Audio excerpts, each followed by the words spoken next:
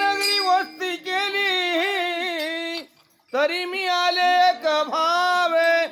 ऐसा माझा शकून दादा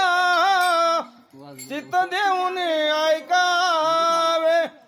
शकून सांगा वया